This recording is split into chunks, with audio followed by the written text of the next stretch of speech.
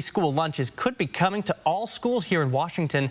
Governor-elect Bob Ferguson is tasked with cutting the state budget by billions of dollars, but says universal free school lunches remain a top priority. Alexandra Cohen-Yarts heard from the governors speak at this event in Spokane last night. And Alexandra, what makes them confident that this will be the year they'll be able to make free lunches in Washington a reality at public schools?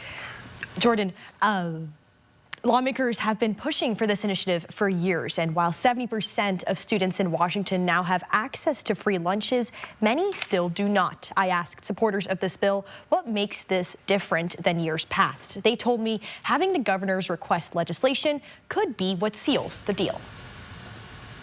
Look, it is difficult to focus on your education if you're hungry. Since the pandemic, lawmakers have been pushing to make universal free lunches a reality for students at public schools in Washington. While progress has been made, more than 300,000 students in the state still do not get access to free meals throughout the school day. Right now, we have too many kids who are not able to access that.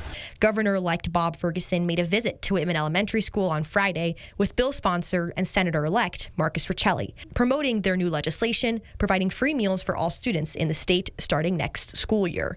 For Riccelli, who has been a longtime advocate of this movement, this feels like a necessity in our schools. You hear legislators talk about test scores. We can't talk about test scores till every kid has access to nutritious meals.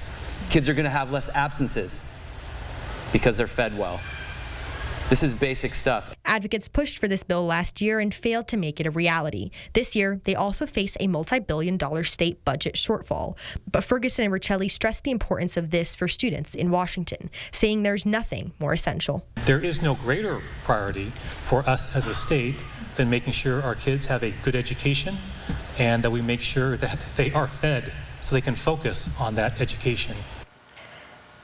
On top of the health and education benefits this provides students, Governor-elect Ferguson highlighted the weight this can lift off parents' shoulders, considering the high cost of groceries in the state. The draft for this bill is being finalized. Lawmakers hope to present it next week. It is estimated to cost $480 million over the next 4 years. Live in studio tonight, Alexandra Cohen-Yarts, 4 News Now.